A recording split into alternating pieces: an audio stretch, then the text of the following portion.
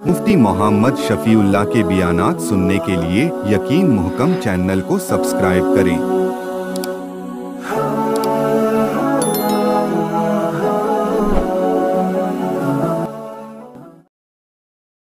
الحمدللہ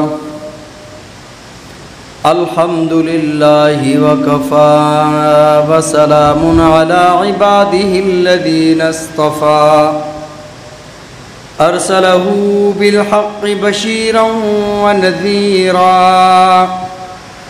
وداعیا الی اللہ بإذنہ وسراجا منیرا۔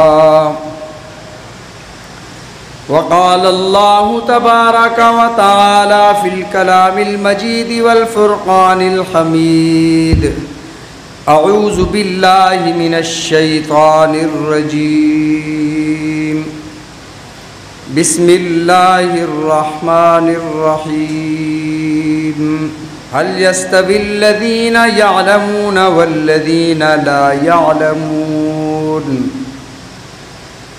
وقال الله تبارك وتعالى في مقام آخر: وعلم آدم الأسماء كلها ثم عرضهم على الملائكة فقال أنبئوني بأسماء هؤلاء إن كنتم صادقين۔ وقال الله تبارك وتعالى في مقام آخر: وعلمك ما لم تكن تعلم وكان فضل الله عليك عظيما۔ وقال النبي صلى الله عليه وسلم: إنما أنا بعثتكم معلما، أو كما قال عليه السلام۔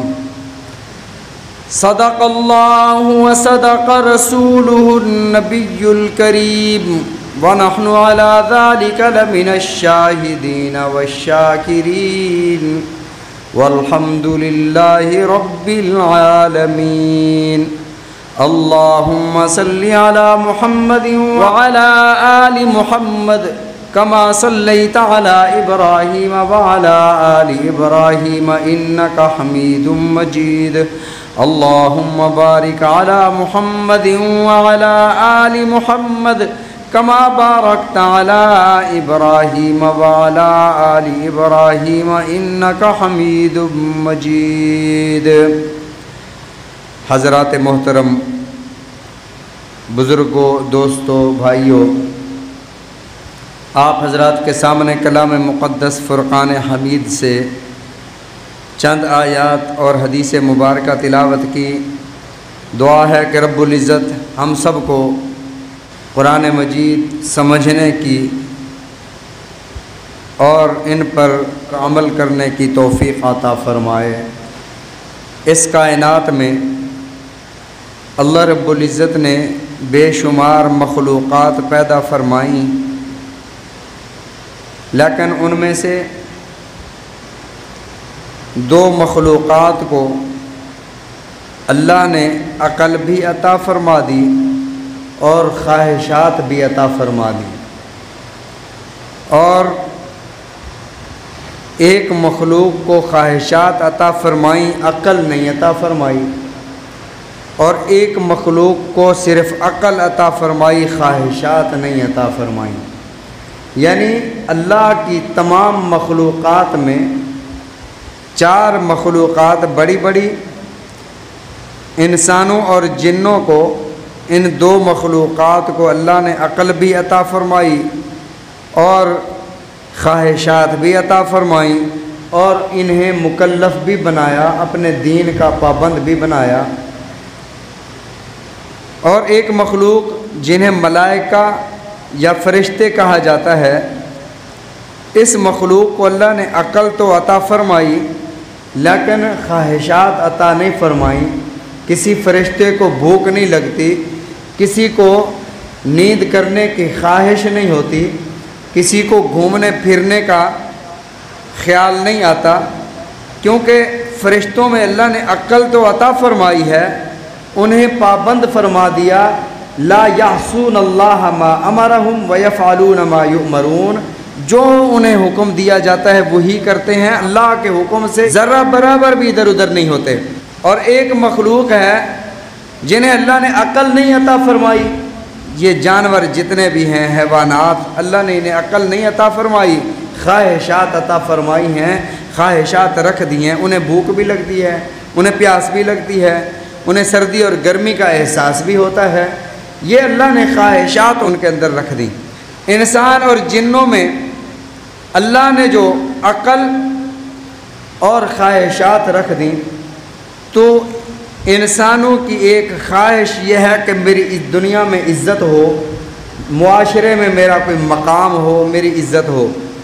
جنات بھی یہی چاہتے ہیں کہ ہماری عزت ہو، اگر بلا وجہ جنات کو بھی چھیڑا جائے تو وہ بھی مقابلے پر اتر آتے ہیں۔ تو انسان عزت چاہتا ہے، عزت ملتی ہے دو چیزوں سے، یا تو مال کی وجہ سے انسان کو عزت ملتی ہے یا علم کی وجہ سے عزت ملتی ہے۔ مال اور علم میں کیا فرق ہے؟ جس طرح مال عارضی ہے، ایسے مال سے ملنے والی عزت بھی عارضی ہے، اور علم دائمی ہے، علم سے ملنے والی عزت بھی دائمی ہے۔ مال اور علم میں فرق کیا ہے؟ مال کی حفاظت انسان کو کرنا پڑتی ہے، علم انسان کی حفاظت کرتا ہے۔ مال کی وجہ سے انسان کی راتوں کی نیند اڑ جاتی ہے، اور علم کی وجہ سے انسان پرسکون نیند ہوتا ہے۔ مال کی وجہ سے انسان بخل کی طرف چلا جاتا ہے، بخیل ہو جاتا ہے، اور علم انسان کو کریم بنا دیتا ہے، سخی بنا دیتا ہے۔ اسی وجہ سے حضرت علی المرتضیٰ کرم اللہ وجہہ فرمایا کرتے تھے، رضینا بالقسمت الجبار فینا، ہم اپنے اللہ کی تقسیم پر راضی ہیں کہ اللہ نے ہمیں علم عطا فرمایا۔ رضینا بالقسمت الجبار فینا لنا علم وللجہال مال، ہمارے لیے اللہ نے علم کا انتخاب فرمایا اور جاہلوں کو اللہ نے مال دے دیا۔ یہ دنیا میں ہر چیز، ہر نعمت کسی ایک شخص کو نہیں ملتی۔ کسی کو اللہ نے علم دیا تو دولت نہیں دی، دولت دی تو بیٹے نہ دیے، اولاد نہ دی، اولاد دی تو کھانے کو وہ نہ دیا، وہ غریب غربت میں اسے دنیا میں بسا دیا۔ یعنی خدا کی ساری نعمتیں دنیا میں اللہ نے کسی ایک انسان کے پاس جمع ہی نہیں فرمائی، کہ ایک انسان عالم بھی ہو، دولت مند بھی ہو، اور اس کی اولاد فرما بردار بھی ہو اور خوشحال بھی ہو، دنیا میں ساری کی ساری نعمتیں اسے میسر ہوں، ایسا نہیں ہے۔ یہ انسان کو جنت میں عطا ہوگا کہ جنت میں ما تشتہی انفسکم ولکم فیہا ما تدعون، جو تم خواہش کرو گے وہ تمہیں ملے گا۔ یہ دنیا پریشانیوں کا جہان ہے، یہاں پر ہر خواہش انسان کی پوری ہو جائے ایسا نہیں۔ تو انسان کو جو عزت ملی، حضرت علی المرتضیٰ رضی اللہ تعالیٰ عنہ فرماتے ہیں، لنا علم وللجہال مال، اللہ نے کسی کو مال عطا فرما دیا، کسی کو علم عطا فرما دیا، ہمارے لیے اللہ نے علم کا انتخاب فرمایا، اور باقیوں کے لیے جو علم سے وابستہ نہیں ان کے لیے مال کا انتخاب فرمایا۔ فَإِنَّ الْمَالَ يَفْنِي عَنْ قَرِيبٍ، وجہ ارشاد فرماتے ہیں کہ مال کیوں ناپسندیدہ ہے؟ فرمایا فَإِنَّ الْمَالَ يَفْنِي عَنْ قَرِيبٍ، بے شک مال جو ہے ان قریب فنا ہو جانے والا ہے۔ ان قریب کا کیا مطلب ہے؟ اللہ نے امتحان کا ایک سلسلہ بنایا۔ دنیا کا جو امتحان ہوتا ہے، دنیا کے امتحان میں وقت بتا دیا جاتا ہے کہ فلاں وقت میں آپ کا امتحان ہے، سوالات نہیں بتائے جاتے، لیکن اللہ نے جو امتحان رکھا ہے اس کے سوالات تو بتا دیے، اس کا وقت نہیں بتایا۔ یہ سوالات ہوں گے، کب ہوں گے اس کا پتہ نہیں ہے، کل بھی ہو سکتا ہے، ابھی ایک لمحے کے بعد بھی ہو سکتا ہے۔ اسی لیے فرمایا فَإِنَّ الْمَالَ يَفْنِي عَنْ قَرِيبٍ، عن قریب مال فنا ہو جانے والا ہے۔ اب اگر کوئی کہے کہ ایک انسان کی اللہ نے زندگی 70 یا 100 سال رکھی ہے تو عن قریب تو نہ ہوا، بھئی عن قریب آخرت کے حساب سے عن قریب سے بھی یہ پہلے ہے، کیونکہ وہاں کا ایک دن 50,000 سال کے برابر ہے، وہاں کے دن کے مقابلے میں یہ دنیا تو 2-2.5 منٹ کی بھی نہیں بنتی۔ فَإِنَّ الْمَالَ يَفْنِي عَنْ قَرِيبٍ، تمہارا مال فنا ہو جانے والا ہے۔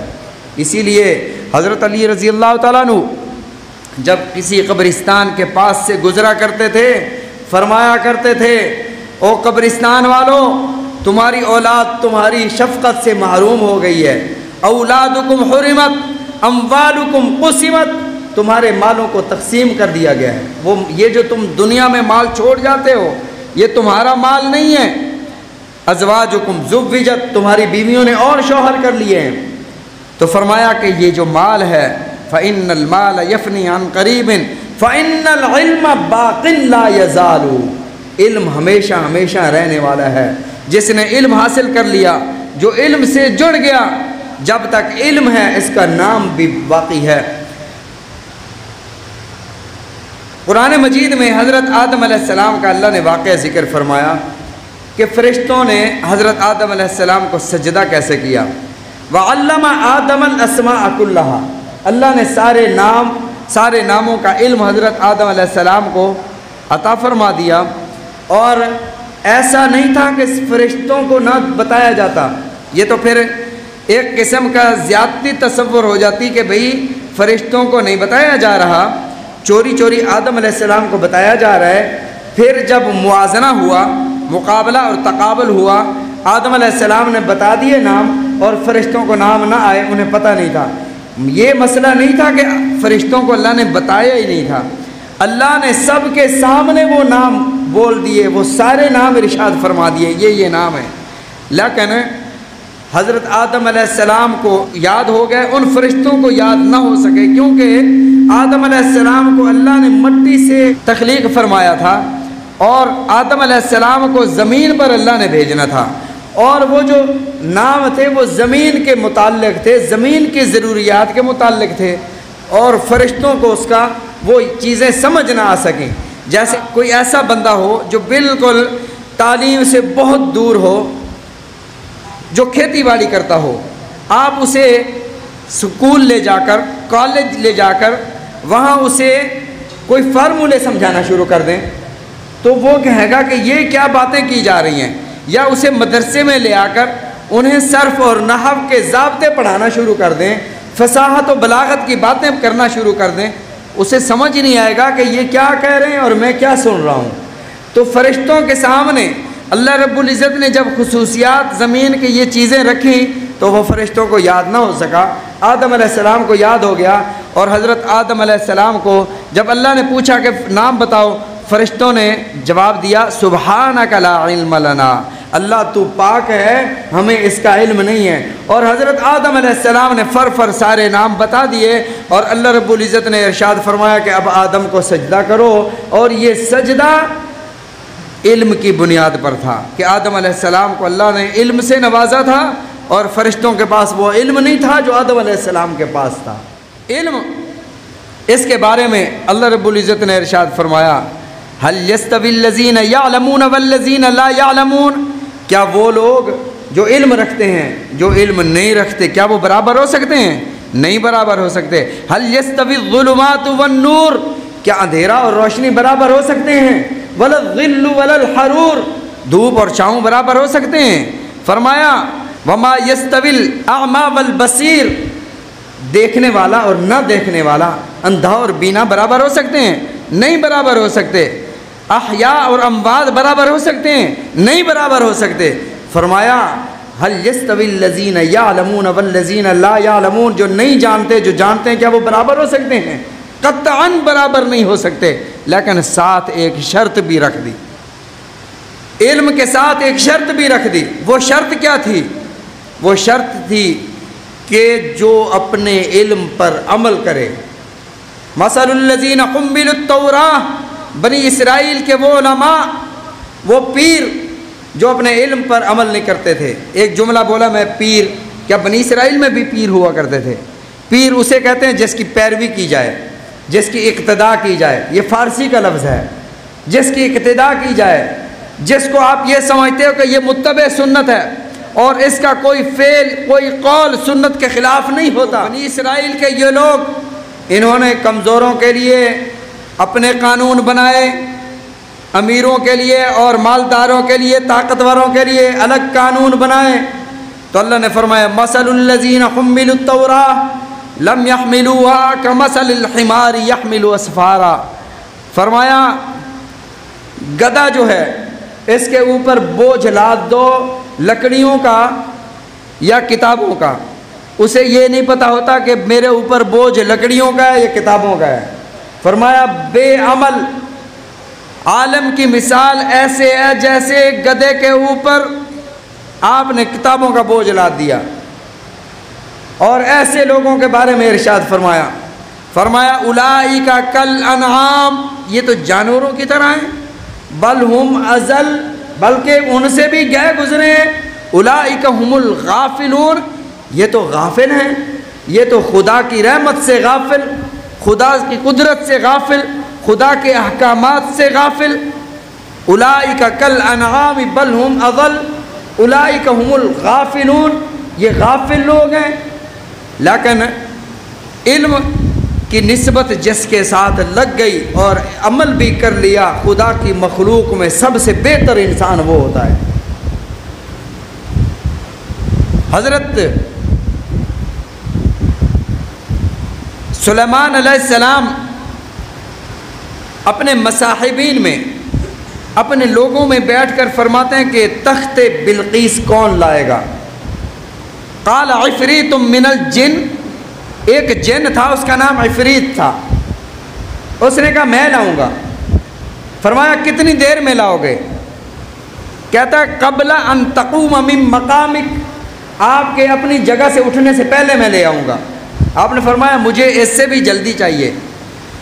قال الذی عنده علم من الکتاب، ایک اور اٹھا، وہ انسان تھا۔ اللہ فرماتے ہیں علم من الکتاب، قال عنده علم من الکتاب، اس کے پاس کتاب کا علم تھا۔ وہ کون سا علم تھا؟ اللہ عالم۔ بعض حضرات فرماتے ہیں کہ اسے اسماء الحسنہ کا علم تھا، اسے اللہ کے ناموں کا علم تھا، اللہ کی کتاب کا علم تھا، جو بھی تھا وہ ایک انسان تھا۔ عنده علم من الکتاب انا آتیک بہ قبل ان یرتد الیک طرفک، پلک جھپکنے سے پہلے میں وہ تخت بلقیس اٹھا کر لاؤں گا۔ یہ اللہ نے یہ بات قرآن میں کیوں ذکر فرمائی؟ تاکہ لوگوں کو پتہ چلے کہ جو علم سے وابستہ ہوتا ہے خدا اس کو اتنا بلند فرما دیتے ہیں کہ وقت کا نبی سامنے بیٹھا ہے اور وقت کا نبی فرماتا ہے کہ کون لائے گا، اور اللہ یہ خدمت اس بندے کے سپرد فرماتے ہیں عنده علم من الکتاب، جس کے پاس کتاب کا علم تھا، جو علم سے جڑ گیا اس کی نسبتیں بلند ہو گئیں۔ حضرت خضر علیہ السلام کا آپ نے نام سنا ہوگا، حضرت موسیٰ علیہ السلام جلیل القدر پیغمبر جو اللہ کے کلیم بھی ہیں، وَكَلَّمَ اللَّهُ مُوسَىٰ تَكْلِيمًا، رب سے باتیں کرتے ہیں۔ حضرت موسیٰ علیہ السلام سے اللہ نے پوچھا موسیٰ دھرتی پر سب سے بڑا عالم کون ہے؟ اور دھرتی پر وقت کا نبی سب سے بڑا عالم ہوتا ہے۔ حضرت موسیٰ علیہ السلام نے جواب دیا میں ہوں، جواب صحیح تھا، آپ کے علاوہ کوئی اور نبی تھا نہیں۔ حضرت ہارون علیہ السلام کا وصال ہو گیا تھا، آپ وفات پا گئے تھے۔ حضرت موسیٰ عرض کرتے ہیں اللہ میں ہوں اور اللہ کو میں پسند نہیں ہے۔ اللہ نے فرمایا موسیٰ ایک اور بھی ہے جو تیرے پاس نہیں اس کے پاس ہے، میں کیوں پسند نہیں؟ شیطان نے کہا انا خیر، میں بہتر ہوں آدم سے اس لیے سجدہ نہیں کرتا۔ تکبر عزازیل راخار کرد، تکبر عزازیل راخار کرد، بزندان لعنت گرفتار کرد۔ تکبر نے شیطان کو، اس کا نام عزازیل تھا، جب یہ وہاں پر عبادت کر رہا تھا فرشتوں کے ساتھ، تکبر نے، شیخ سعدی رحمۃ اللہ علیہ فرماتے ہیں تکبر ہی اس کے مردود ہونے کی وجہ بنی۔ حضرت موسیٰ علیہ السلام عرض کرتے ہیں اللہ میں ہوں، اللہ نے فرمایا نہیں ایک اور بھی ہیں۔ حضرت موسیٰ عرض کرتے ہیں وہ کون ہے، میں اس سے وہ علم سیکھنا چاہتا ہوں۔ اللہ نے فرمایا مجمع البحرین، جہاں دو دریا آپس میں مل رہے ہیں وہاں پر آپ کی ملاقات ہوگی۔ حضرت موسیٰ علیہ السلام اپنے غلام کو لے کر چل پڑتے ہیں۔ جب وہاں پہنچتے ہیں اور ان سے ملاقات ہوتی ہے، فوجدا عبدا من عبادنا، اللہ فرماتے ہیں ہمارے بندوں میں سے ایک بندہ تھا، آتیناہ رحمتا من عندنا، ہم نے اسے اپنی طرف سے رحمت عطا کی تھی، وعلمناہ من لدنا علما، اور اس کو رب کی طرف سے علم کی نسبت عطا ہوئی تھی۔ اور سارے علماء اس بات پر متفق ہیں کہ حضرت خضر پیغمبر نہیں تھے، وہ اللہ کے ولی تھے۔ اب ایک اللہ کے ولی سے ایک نیک اور صالح شخص تھے جو اللہ کا پیغمبر نہیں ہے، حضرت موسیٰ علیہ السلام اللہ کے جلیل القدر پیغمبر جو کلیم بھی ہیں وہ ان سے سیکھنے جا رہے ہیں۔ یہ حضرت خضر استاد بن رہے ہیں، حضرت موسیٰ شاگرد بن رہے ہیں، سیکھنے جا رہے ہیں۔ ایک یہاں پر مجھے ایک اور بات یاد آ گئی، وہ مسئلہ بھی حل کرتے چلیں۔ ایک بات آپ نے سنی ہوگی کہ انبیاء علیہم الصلاۃ والتسلیمات کا کوئی استاد نہیں ہوتا، ان کا استاد اللہ ہوتا ہے براہ راست۔ انبیاء کے ساتھ یہ بات ٹھیک نہیں۔ حضرت سلیمان علیہ السلام کے استاد تھے حضرت داؤد علیہ السلام، حضرت ہارون کے استاد تھے حضرت موسیٰ علیہ السلام۔ یہ انبیاء نے ایک دوسرے سے پڑھا اور سیکھا۔ یہ خصوصیت صرف ہے آمنہ کے لال در یتیم حضرت محمد الرسول اللہ صلی اللہ علیہ وسلم کی کہ میرے آقا کا کوئی دنیا میں استاد نہیں۔ فرمایا سنقریؤک، ہم آپ کو پڑھائیں گے، فلا تنسا، ایسا پڑھائیں گے جو بھولے گا نہیں۔ سنقریؤک فلا تنسا لا تحرک به لسانک لتعجل به ان علینا جمعہ و قرآنہ۔ میرے محبوب آپ جلدی جلدی نہ کیا کریں کہ میں جلدی جلدی اس کو یاد کر لوں، آپ یہ نہ کیا کریں ان علینا جمعہ و قرآنہ، قرآن کو آپ کے سینے میں جمع کر دینا، محفوظ رکھنا مجھے اللہ کا کام ہے، آپ یہ کوشش نہ کیا کریں۔ فقط اللہ نے رسول اللہ صلی اللہ علیہ وسلم کو پڑھایا، باقی انبیاء نے پڑھا ہے۔ اور یہاں پر تو حضرت خضر نبی بھی نہیں ہے، حضرت خضر ایک اللہ کے ولی ہیں۔ بعض حضرات نے لکھا ہے کہ وہ اللہ کے پیغمبر ہیں، لیکن قرآن اور حدیث میں کہیں بھی صراحت سے نہیں ہے کہ حضرت خضر علیہ السلام اللہ کے پیغمبر ہیں۔ حضرت خضر اللہ کے ولی ہیں، اور وہ کن کو سکھا رہے ہیں؟ حضرت موسیٰ علیہ السلام کو۔ اور اس کا ذکر اللہ نے سورہ کہف میں ارشاد فرمایا وَعَلَّمْنَاهُ مِن لَّدُنَّا عِلْمًا، ہم نے انہیں اپنی طرف سے علم عطا فرمایا تھا۔ علم سے نسبت جڑی اور اللہ نے وہ مقام عطا فرما دیا۔ علم کے ساتھ عمل بھی ضروری ہے، جس کے ساتھ عمل نہ ہو، کہتے ہیں نا علم عمل کا دروازہ کھٹکھٹاتا ہے، عمل نہ ہو تو علم رخصت ہو جاتا ہے۔ علم جس کے ساتھ عمل نہ ہو یہ ایسے ہے جیسے کہ کسی کے پاس چراغ تو ہو وہ جل نہ رہا ہو۔ جب چراغ جل نہ رہا ہو، اس بتی کے اندر تیل موجود نہ ہو، بلب لگا ہوا ہے بجلی نہیں ہے، تو ایسے چراغ کا، ایسے بلب کا فائدہ نہیں ہے۔ تو فرمایا عمل کے بغیر ایسے ہے جیسے بجھا ہوا چراغ ہے کسی کے پاس، اور علم عمل کے ساتھ ایسے ہے جیسے جلتا ہوا چراغ ہے، خود بھی روشن ہے، دوسروں کو بھی روشنی دے رہا ہے، دوسروں کے لیے بھی ہدایت کا ذریعہ بن رہا ہے۔ علم ہے، عمل ہے، اور اس کے ساتھ اخلاص بھی ہے۔ علم بھی ہے، عمل بھی ہے۔ علم ہے، نماز پڑھ رہا ہے، قرآن پڑھ رہا ہے، تہجد پڑھ رہا ہے، لیکن ساتھ دکھلاوا بھی کر رہا ہے، اخلاص نہیں ہے، ریاکاری بھی کر رہا ہے، تو فرمایا نہ اس کا علم کسی فائدے کا، نہ اس کا عمل کسی فائدے کا۔ علم کے ساتھ عمل اور عمل کے ساتھ اخلاص ہونا چاہیے۔ شیخ سعدی رحمۃ اللہ علیہ فرماتے ہیں ایک رات میں والد صاحب کے ساتھ تہجد کی غرض سے مسجد میں آئے، والد صاحب مجھے لے کر آئے، مسجد میں کوئی مسافر لوگ سوئے ہوئے تھے، تو فرماتے ہیں کہ میں نے کہا، میرے منہ سے بس نکل گیا کہ کاش کہ یہ بھی اٹھ کر تہجد پڑھ لیتے۔ تو فوراً میرے والد صاحب نے مجھے ٹوکا، فرمایا کہ کاش کہ اچھا ہوتا کہ تو سویا رہتا اور تہجد کے لیے نہ آتا اور یہ بات نہ کرتا، یعنی تہجد نہ پڑھتا۔ یہ تیرے منہ سے تکبر کی بو آ رہی ہے، ریاکاری ہے کہ یہ اٹھ کر پڑھ لیتے، تو پڑھ رہا ہے تو کسی پر احسان کر رہا ہے۔ یہ تو اللہ کے خوش نصیب بندے ہوتے ہیں جنہیں اللہ تہجد عطا فرما دیتے ہیں۔ اور میری بات یاد رکھنا، جب کسی نیکی کا دل میں خیال آئے فوراً کر گزرنا۔ یہ شیطان پتہ کیا کہتا ہے؟ آج مثلا آپ نے کہا، کسی دوست نے آپ کو کہا ماشاءاللہ جماعت آئی ہوئی ہے آپ کی مسجد میں، جماعت والے جاتے ہیں بھی نماز کے لیے آؤ۔ اب دوست بھی سن رہے ہیں نماز کے لیے بلا رہے ہیں، تو دوست بھی کہتے ہیں ہاں جی نماز کے لیے جانا چاہیے، اتنے میں شیطان بھی کہتا ہے ٹھیک ہے بھی ٹھیک ہے نماز کے لیے جانا چاہیے، لیکن آج تو ہے نا منگل، جمعے کے دن سے صاف ستھرے ہوں گے، کپڑے صاف پہنیں گے، خوشبو لگائیں گے، جمعے سے پھر نماز شروع کریں گے، پھر وہ جمعہ نہیں آتا۔ جب ہم کسی بات کا ارادہ کرتے ہیں کسی نیکی کا، فوراً کر گزرنا چاہیے۔ اگر کسی نے یہ نیت کی کہ کل صبح اٹھ کر میں تہجد پڑھوں گا اور صبح کو بیدار بھی ہوا لیکن سستی کی وجہ سے پھر کہتا ہے اچھا کل سے شروع کروں گا، تلاوت کی نیت کی میں روزانہ کی تلاوت کیا کروں گا، لیکن جب موقع آیا کہتا ہے اچھا کل سے شروع کروں گا، اللہ تعالیٰ ایسے بندے سے اس نیک عمل کی توفیق چھین لیتے ہیں، پھر ساری رات بھی جاگتا رہے، پھر اس وقت بیدار بھی ہو جائے، اس بندے کو تہجد نصیب نہیں ہوتی۔